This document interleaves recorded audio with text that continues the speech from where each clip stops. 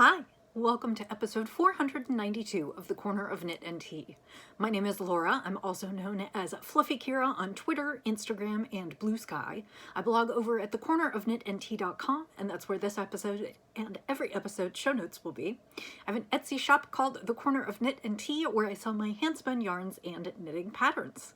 Hi, how are you? It is Monday, October 14th. I can hardly believe we are halfway through October already. And I am coming to you from a chilly day in Kansas City. The temperature dropped overnight and it was close to 40 degrees this morning.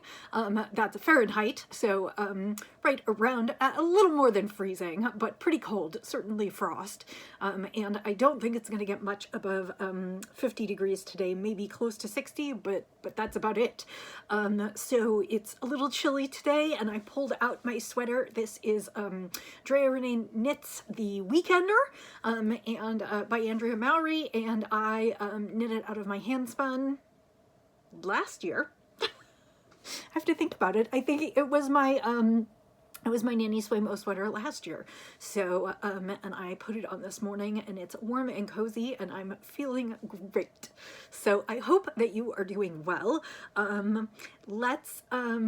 Well, I'll talk about a couple things as we go, but let's start with the tea because I keep forgetting to do that the last couple episodes. I've been a little rusty about that. So let's do that. Today I am drinking white coconut cream dream tea, and it includes organic white tea, organic coconut chips, safflower, and cornflower blossoms. And this is from a store near me. It's not a tea store, it's like an artisan craft market, and it's over not too far from me near a cute little coffee shop and an ice cream shop, and they had like a variety of kind of goods for sale and food items and things to purchase. And they had a number of wonderful tea blends. So it's vaughnfiremarket.com, and I will put a link to it in the show notes. I don't usually at this point on the teas, but this one I actually got from right near me.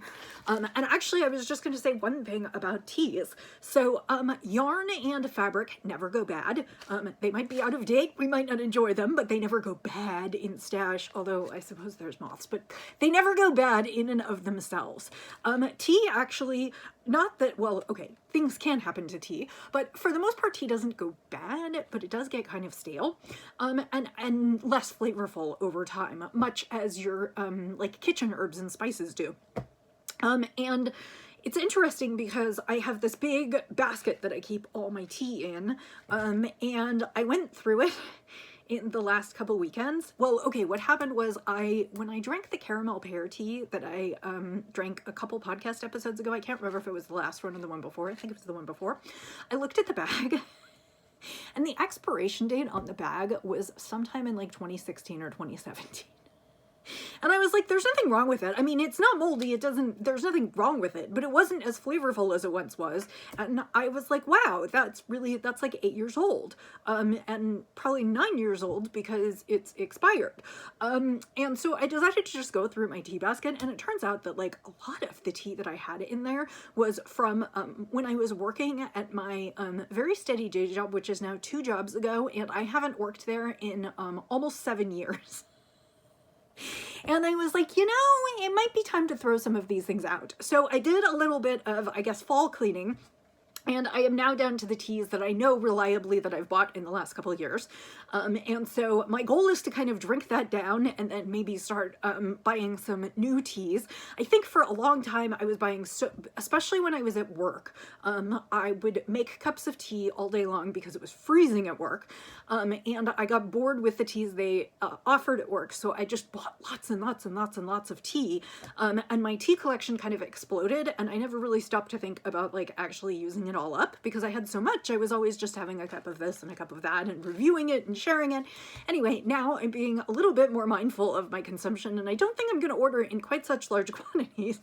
So I'm thinking maybe I'll pick my top 5 or 10 favorites and keep those in stock, and we'll rotate through those for a while, and then every so often maybe I'll order something new. I just went through a big long exploration phase, and I just realized that so many of those teas are really old.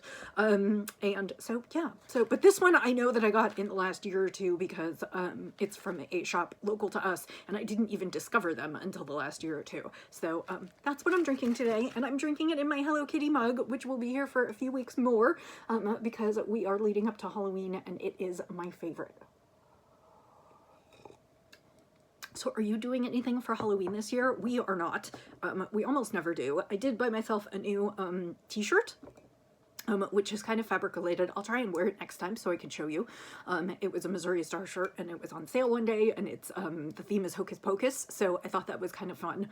We're not really going to do anything for Halloween, and to be honest, we don't even really hand out candy. It's not because we're misers.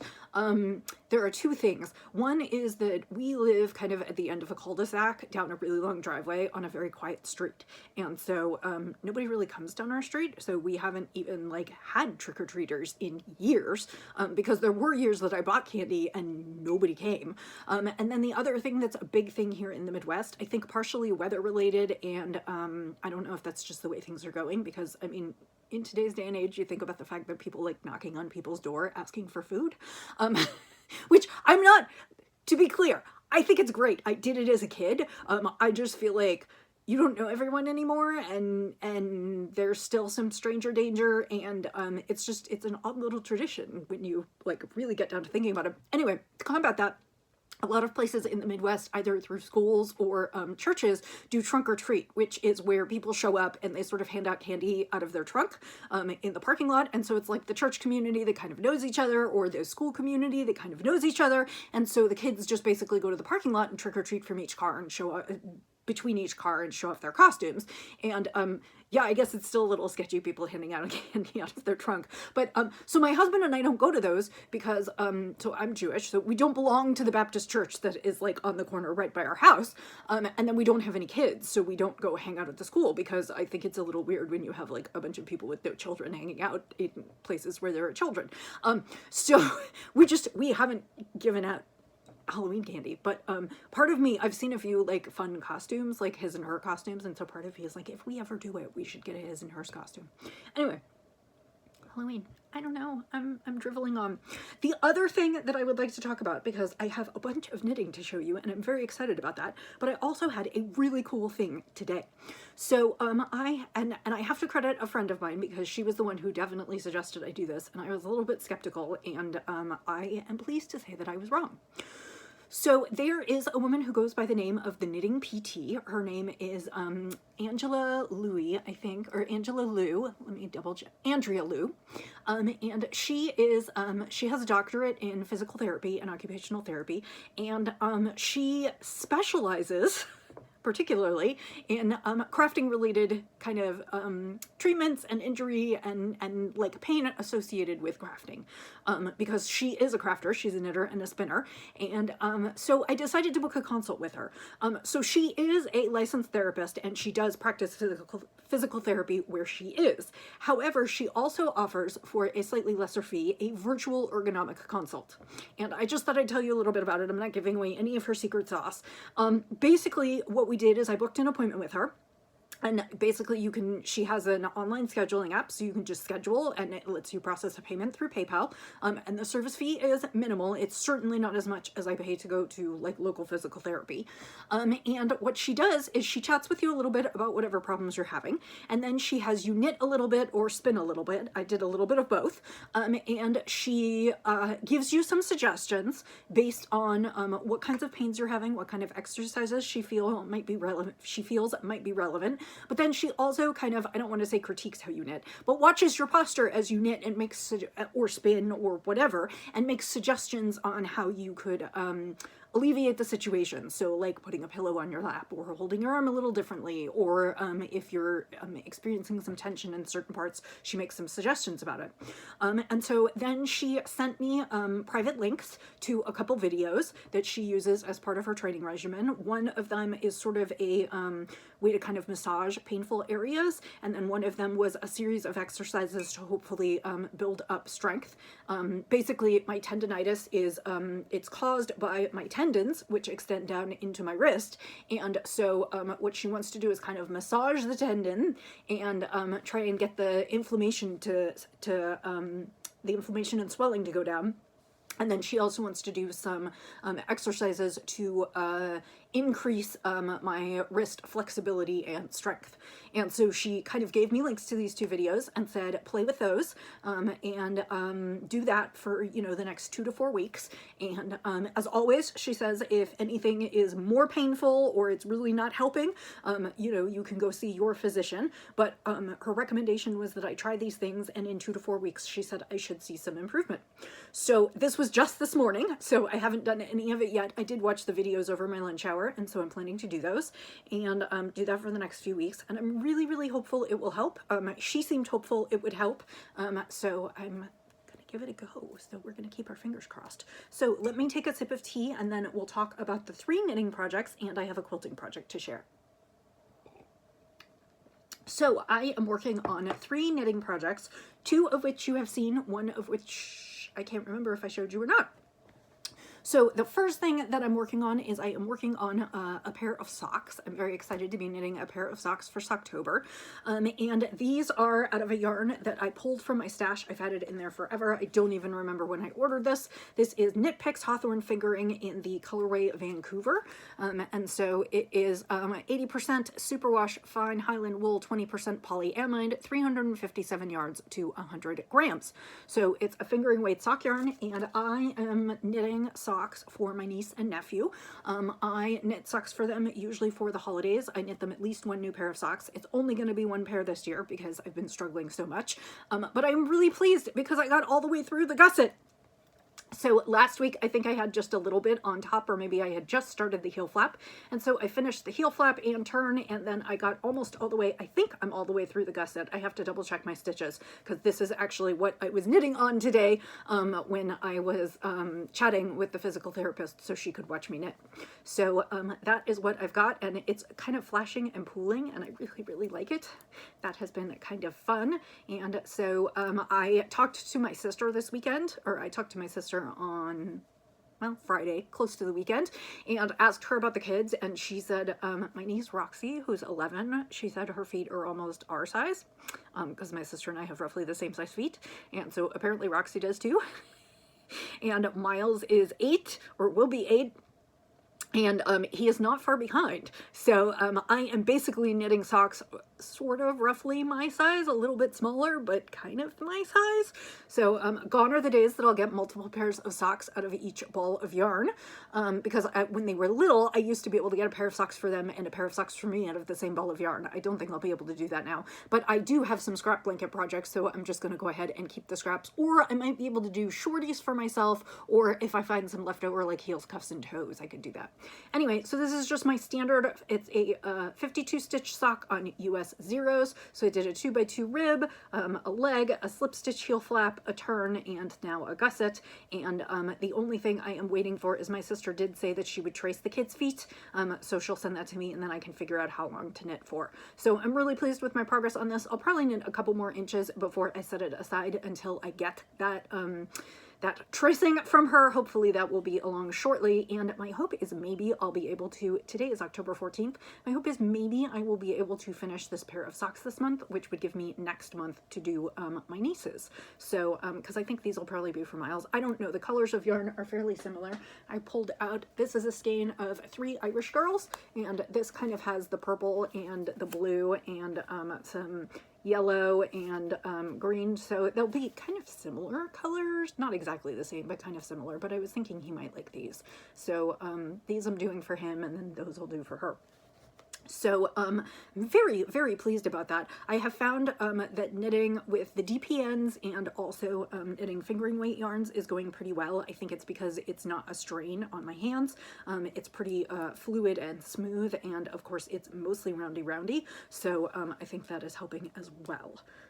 So that is one of my projects that is in progress. The second project that is in progress is my mom's sweater, and this is the the Night Out cardigan by Joji Locatelli. I knit it for her in March of 2022, and I actually also knit one for myself, probably the year before that.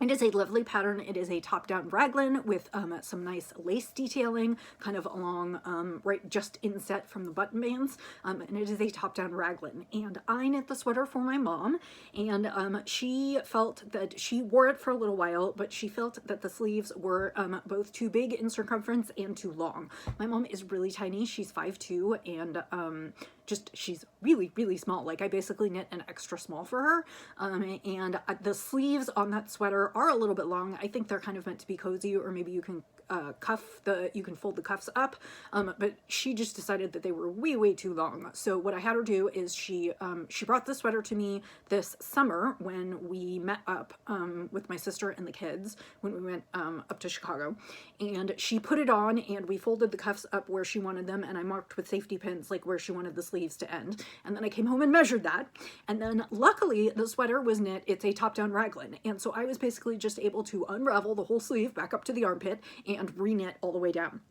And it took me about 2 weeks, but I have finished the first sleeve. So it is, you can tell that like this upper part was blocked and all nice, and she delivered it to me wrapped in the tissue paper that I had actually sent it to her in. So that's how she's been storing it. And then you can see that this part is all kind of wrinkly because I unraveled the yarn and I didn't even wash it. I just went ahead and re-knit with it, so it was very rameny. And I alternated skeins because I looked it up, and I used Allegria, which is Monostil Uruguay Allegria, and the colorway is Thistle, and it is a nice kettle dyed, so you get some semi-solid variation. And I alternated skeins throughout the entire sweater, and the sleeve was already made up of alternated skeins, so I just went ahead and continued with it. And I used less yarn re-knitting the sleeve back up, and now it is between 15.5 and 16 inches long. Before it was like 19 or 20 inches. I don't know what I was thinking because she's tiny. And so I knit the cuff a little bit longer this time. The pattern actually called for that, and I didn't the first time. And my thought was that we measured it between 15.5 and 16 inches. And so my thought was, if it's a little bit too much, she can just like kind of puff it up and wear it this way. The other thing that I did is I kind of didn't follow the pattern. I'm not sure 100% I followed the pattern the first time on the sleeves, but what I did is I aggressively took out stitches because she wanted it a smaller circumference, and so I sort of aggressively took out stitches under the arm. I basically decreased every few rows, like every 2 or 3 rows for 3 or 4 rounds, just so I could get some of the width out of there, or some of the circumference out of there right away. And then I think the pattern calls for the size that I was knitting and called to decrease every 10 rounds, and I decreased every 8 rounds, which left me with fewer stitches when I got to the cuff. And actually I didn't even do any, like originally I was thinking I would decrease a whole bunch at the cuff to make the cuff really tight, just to make it snugger, not to make it like really tight, but to make it more fitted. And as it turned out, I didn't think I needed to, because when I got down to the cuff the second time, I had far fewer stitches, because I had just, I want to say, I don't know, I want to say I did every 10 rows like half a dozen or 8 times, and when I did every 8 rows and I just continued all the way down to the cuff, by the time I got to the cuff, I had a nice smaller count of stitches, and so I think this will suit her far better. So very not exciting knitting, but I am very excited that I did it, because I knit the whole sleeve in a couple weeks along with some other things, and that means that I can finish this by the end of October, which was definitely my goal, because I would really very much like to start a sweater for myself, maybe for Nanny Swaymo. I have no illusions that I will finish it that month, but I would really maybe like to dig into some of my stash and start something for myself. So I did what anyone would do when they finished the first sleeve. I went back and unraveled the second sleeve. So I finished the first sleeve last night at midnight, and it was about 9 o'clock, and my arms were tired of knitting. So what I did is I went ahead and I pulled back the second sleeve. So you can see I pulled it back. I think I'm like maybe 2 rows past where I joined the yarn together, because I do have like the full rounds of stitches in there. And again, I have 2 balls. This was the way I knit it the first time. So I have 2 balls, which basically they were the same yarn and the same dye lot, but I went ahead and alternated them. And so I will continue to do that all the way up. And so I have it on the needles and ready to go. I do have a little bit of chicken knitting tonight, so I don't know if I'll get to it tonight, but I will definitely start on it tomorrow. Like I said, I'll decrease rapidly right here, and then I'll just continue going every 8 rows, and hopefully through the magic I calculated it correctly, and I'll have the same number of stitches when I get down to the cuff, and I'll just keep checking back and forth and count my rows. I haven't counted my rows on this sleeve, but I probably will count my rows eventually, just so I can kind of compare between the sleeves and make sure. So that is that one. Like I said, not super exciting, other than the fact that it's exciting to me to be able to knit enough again to sort of get that on the needles and then hopefully off the needles before the end of the month. So the final project, and I can't remember whether I cast this on last time or not. I think not. No, I had it. I did have the very beginnings of it because I took a picture of it last week. So I haven't really cast on anything new because I have a whole bunch of whips that are in progress, more than I would like to admit to, and I would like to finish some of them by the end of the year, but I also, one is a top, and it's a tee, and I really, really, really want the tee, but of course now it's getting cold, so it's not the right time of year for the tee.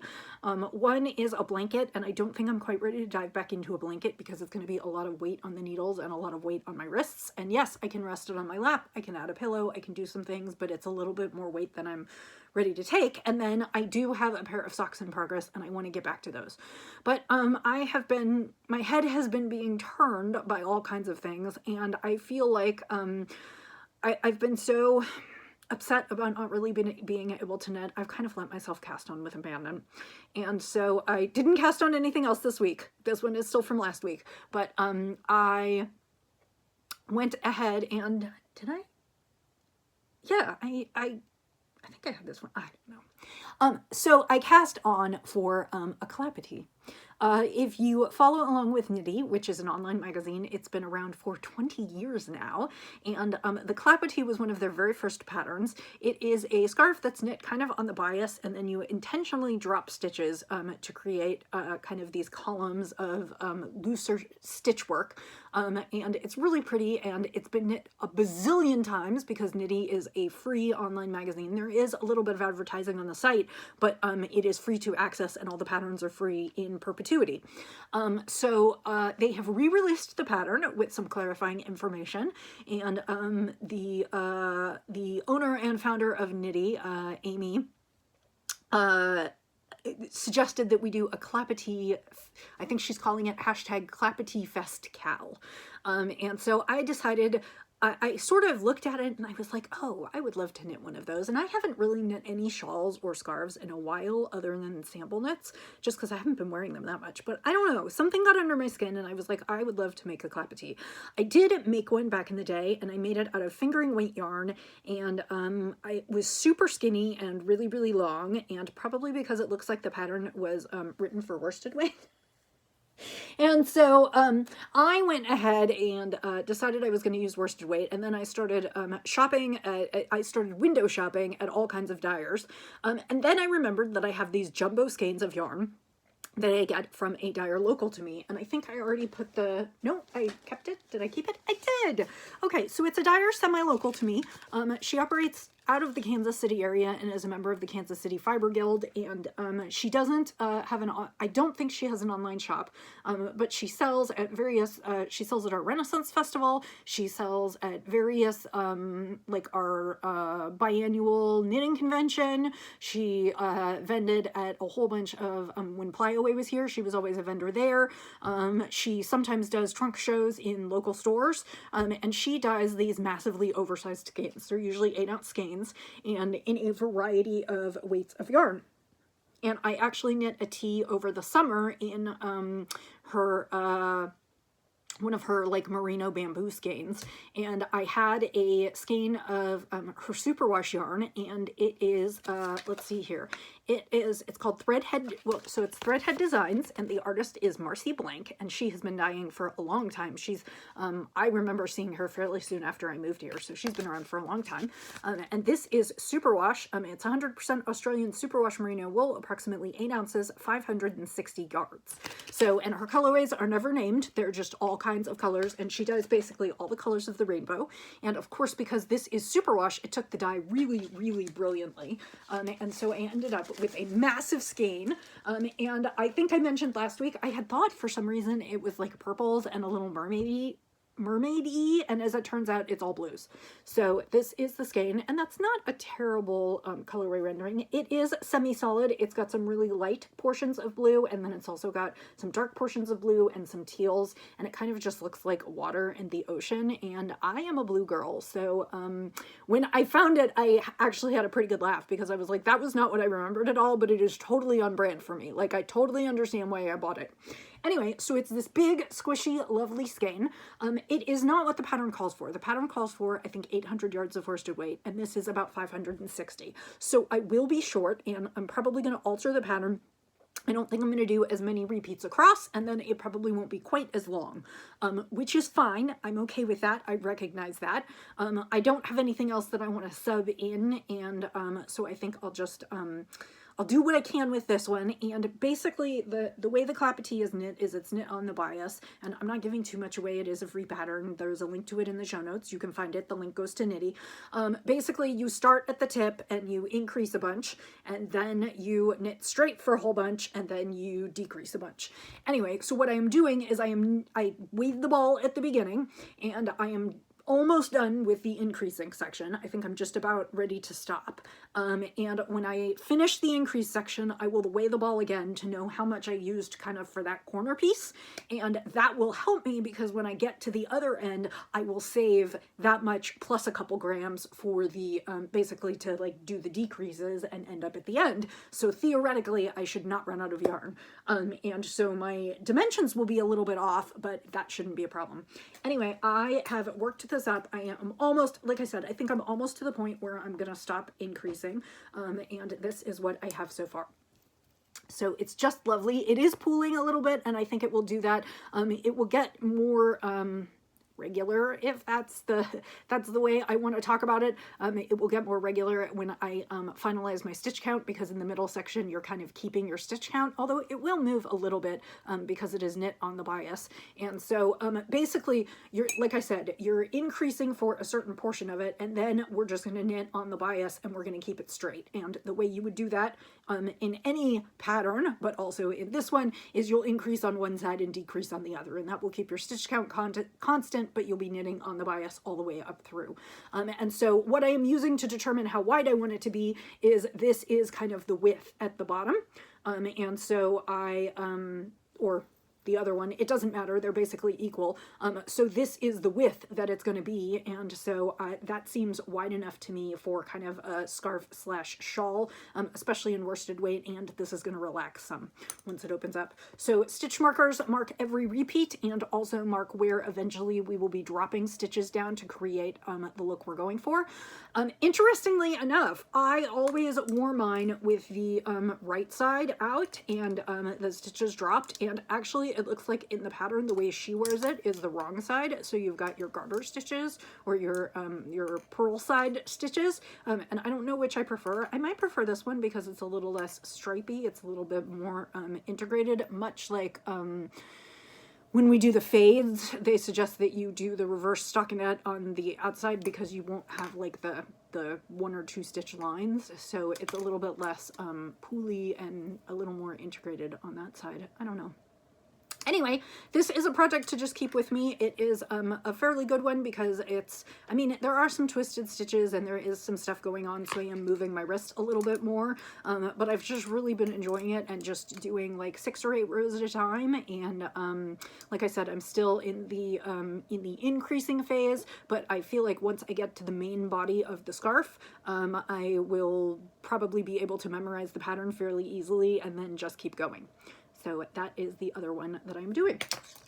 So those are all the knits that are currently on the needles. My plan is to, the only thing that I would potentially add to that between now and the end of the month is I talked about some socks that I had started, and I'm just not working on them because they're on a circular needle, and so I might move that to DPNs and see if I can get myself motivated to start working on those again. And if I have to put the kids' socks in timeout because I don't know how long their feet are, if I have to put those on hold, then I might pick up the pair that's already in progress. So that's kind of that. So let's talk about quilting. I have just a little bit of quilting news. I finished quilting my current project, which is my Cape facet quilt. And so I added borders. I can't remember if I showed you. I added borders, and then I free motion quilted, which you can see I did kind of just loops all over. And now I am doing the final piece, which is the binding. So I added some black binding. It's all the same black fabric throughout it has a subtle print on it, kind of like bubbles and stuff, but it's the same black fabric for everything. And I added that, and then now I am hand tacking down the binding, and I got through kind of a side and a bit last night, and so I will be working on that for the next couple days. I also need to pull all my hair out of the quilt, and as you can see, there are some threads that need to be kind of tied off and tucked in. Those are just ends from where I was doing some free motion quilting. So I have a little bit of cleanup to do and a little bit of hand sewing, and there are just threads sticking out of it everywhere that I need to snip. But I will do that, and then I will run it through the washer. And this one will not go up yet because actually I have my Halloween one up, and then I'll probably put the Christmas one up that I did last time. And so then this one will go up after that.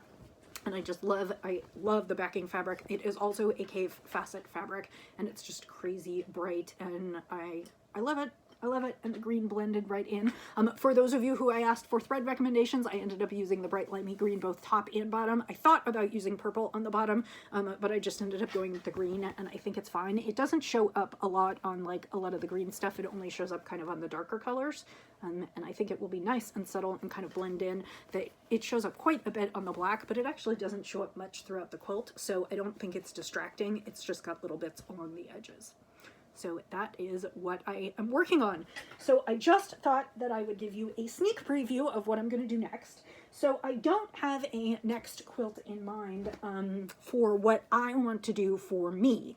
However, I do have a decent amount of fabric. I have been fairly good about not buying a ton, but I have bought a few. And one of the things that I did was my husband rode across Iowa.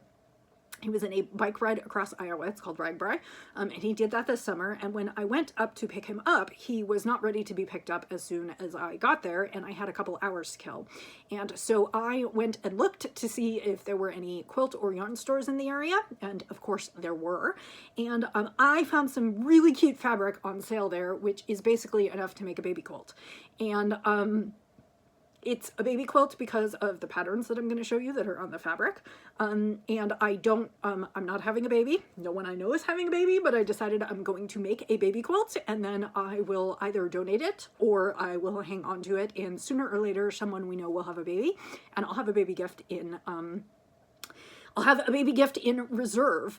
And my thought is that I want to continue making quilts. I want to practice making some quilts and practice some new techniques. I have some new ideas for this one. And so my thought was that I would just go ahead and work on this one while I'm kind of waiting for inspiration to strike for my next one. And so I just brought the fabric to show you today because it's too cute. So my favorite fabric in all of this is this jungle fabric. And it is a little bit challenging to use because it is a big print, and it is printed horizontally on the fabric as opposed to lengthwise. So I am limited by the fact that like I have 36 inches across of that fabric if I want to use it in kind of a cut or a strip. So I think what I'm going to end up doing is I'm going to do a quilt with a bunch of different sized horizontal stripes.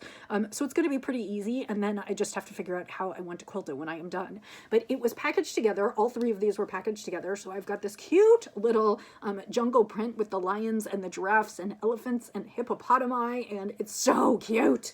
And then this one has hearts, and it's, well, and I should also say that this is fairly gender neutral, because even though you have some pinks in here, it's like very yellows and blues and greens. And so the second fabric in the bundle, and this came as like a 3-yard bundle, like I didn't have any choice on these. It was just in a sale bin at the back. The second one is this one that's got yellow and blue hearts all over it. And then the third one is this kind of semi-solid yellow. It might be a Stonehenge fabric, but it's a slightly textured yellow fabric. What I did is I went into the rest of the sale bin, and I found an argyle pattern, kind of a plaid pattern. I guess it's plaid, it's not argyle. Well, but it's on the diagonals. So I found a plaid pattern that was like yellow and blue. And then I also found a fabric that's kind of this color, or I think kind of this color, like this light blue, and it has kind of white rainbow and swirl on it. And so just it's like a 2-color, it's light blue and like white or very pale blue, and it's just got like a print. It's got an Oliver print on it. And so between those fabrics, I think I'm going to do these 3. I think I'm going to do in horizontal stripes, and then I need to frame the outer edge of the quilt in a border, and then I'll use the last of whatever's left over and kind of patch it together and make a patchwork backing. So that's what I'm going to be working on. And I thought the fabrics were so cute, I would show you, and you'll get a little bit of a sneak peek. I don't know when I'm going to start on that. This coming weekend, we're going to be running. My husband is doing the Kansas City Marathon the Kansas City Half Marathon on Saturday and the Des Moines Half Marathon on Sunday. And so we are kind of road tripping overnight to make that happen. So I won't be sitting in my machine this weekend, but that's kind of a little peek at what will be next on the quilting list. So I think that is plenty I yammered on for 35 minutes. I think that is plenty. So I will say, I hope that you are doing well. I hope that you are enjoying the changing of the seasons. And until I see you next time, happy knitting, happy spinning, happy quilting, and as always, happy sipping. And I'll see you next time. Bye.